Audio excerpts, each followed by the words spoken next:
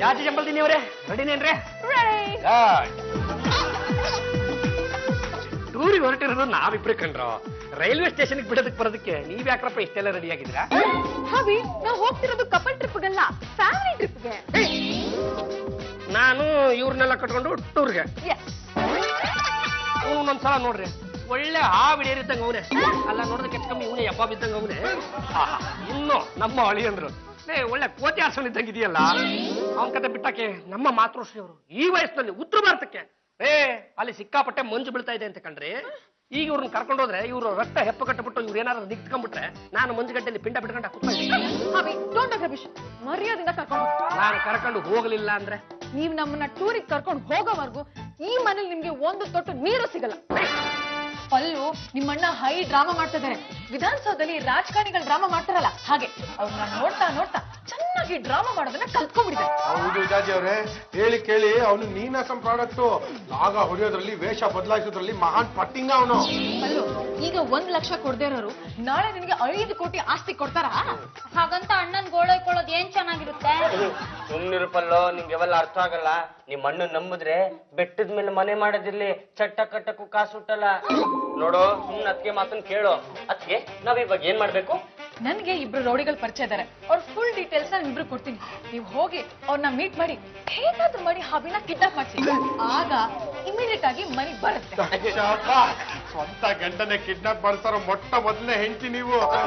ಸಕ್ಕುಬಾಯಲ್ಲಿ ಜಾಜಿ ಜಂಬಲ್ದಿದೆಯಲ್ಲಿ ಸುಮ್ನೆ ಹೇಗಷ್ಟು ಮಾಡ್ರ. ಸುಮ್ನೆ ಕಿಡ್ನಾಪ್ ಮಾಡ್ಸಕ್ ಆಗುತ್ತಾ? ನಿಮ್ ಯೋಗ್ಯತೆ ನನಗ್ ಗೊತ್ತಿದ್ದ.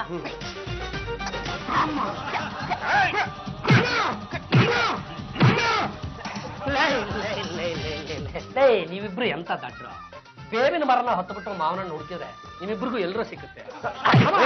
ನಿನಗೆ ನಿನ್ ಹೆಂಡತಿ ಮಕ್ಳು ಬೇಕೋ ಬೇಡೋ ಅಷ್ಟ ಹೇಳು. ಅಲ್ಲ, ನನಗೆ ಹೆಂಡತಿನೇ ಇಲ್ಲ, ಇನ್ನು ಮಕ್ಳು ಎಲ್ಲಿಂದ ಬರ್ತವೆ ಅಂತ. ಇವನೇನು ಹೆಂಡತಿನೇ ಇಲ್ಲ ಅಂತವನೆ. ಬಾಸ್, ಅವ್ನು ಸುಳ್ಳು ಹೇಳ್ತಾ ಇದ್ದಾನೆ. ನಮ್ಗ್ ಡೀಲ್ ಕೊಟ್ಟಿದ್ದು ಅವ್ನ ಹೆಂಡತಿನೇ. ಇವಾಗ ತಂಗಿದ್ಯೋ.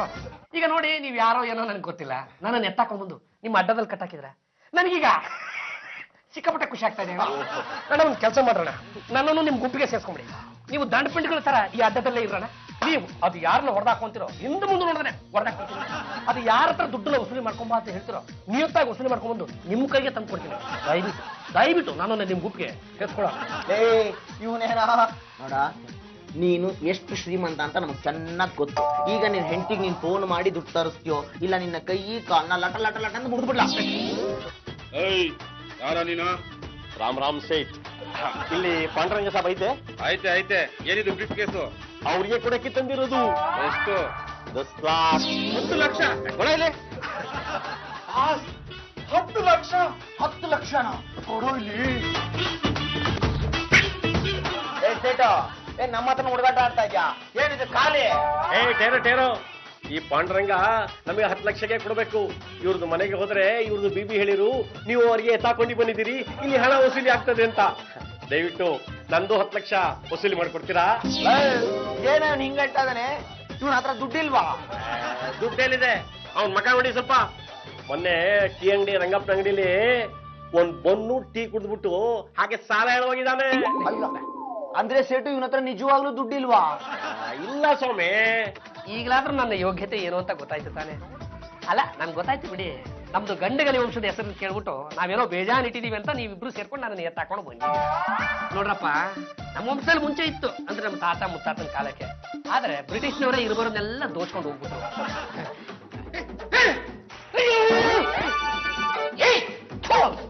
ಚಾಂಡಾಲ್ರ ಒಟ್ಟಿಗೆ ಏನ್ ತಿಂತೀರ ನೀವು? ಒಂದೊಂದು ಬಿಟ್ಬಿಡಲ್ಲ ನಿಮಗೆ.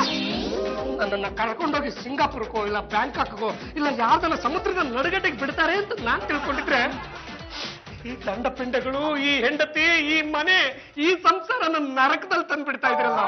ನಿಮ್ಮಿಬ್ಬರಿಗೂ ಭವಿಷ್ಯತ್ವ ಅನ್ನೋದು ಇದೆಯಲ್ರೋ? ಏನ್ ಈ ಕೆಲ್ಸಕ್ಕೆ ಹೊಸಬ್ರು ಅಂತ ಹೇಳ್ಕೊಂಡಿದ್ಯಾ?